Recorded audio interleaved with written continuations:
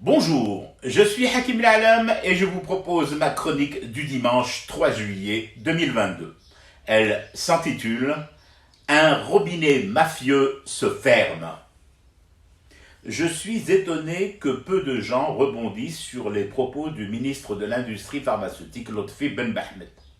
En déplacement à Médéa, à l'usine Saïdal, il y a inauguré le premier laboratoire de contrôle des médicaments pour cancéreux en collaboration avec un partenaire sud-coréen. C'est bien, c'est même très bien pour des patients soumis ces dernières années à une disponibilité capricieuse et je reste poli.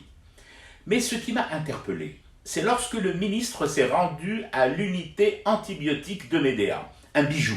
Un vrai bijou de Saïdal inauguré dans les années 80 et livré ensuite à la sclérose en plaques, pratiquement laissé à l'abandon tout un temps. Ben Bahmed n'y est pas allé par quatre chemins. Ce complexe, qui devait couvrir les besoins de l'Algérie, de l'Afrique et d'une bonne partie de clients à travers le monde, Saïdal a livré, je le rappelle, des antibiotiques jusqu'au Mexique, a été la cible des lobbies du médicament, locaux et étrangers. Oh, je sais bien que l'on a souvent pris cette habitude de ricaner de ce genre d'explications. Pourtant, la réalité est là. Ces lobbies sur lesquels le clan d'Oujda s'est appuyé pour son grand hold-up de la DZI ont tout fait pour réduire l'usine d'antibiotiques de Médéa à un décor en carton-pâte, la vider de sa mission de santé publique et la transformer en hangar hanté.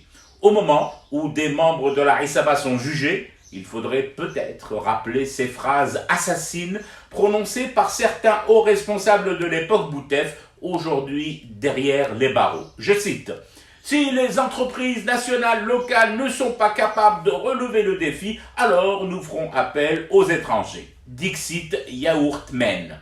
Mon Dieu, comme ces mots résonnent d'actualité aujourd'hui. Saïdal avait à cette époque relevé le défi national et pas que. Elle exportait les antibiotiques aux quatre coins de la planète. Mais ils l'ont mise à terre, en terre, sous terre, pour ramener leurs amis étrangers. Ils ont laissé pourrir des équipements de pointe, du matériel de production ici, pour importer encore, enrichir les potes et encaisser les pots de vin.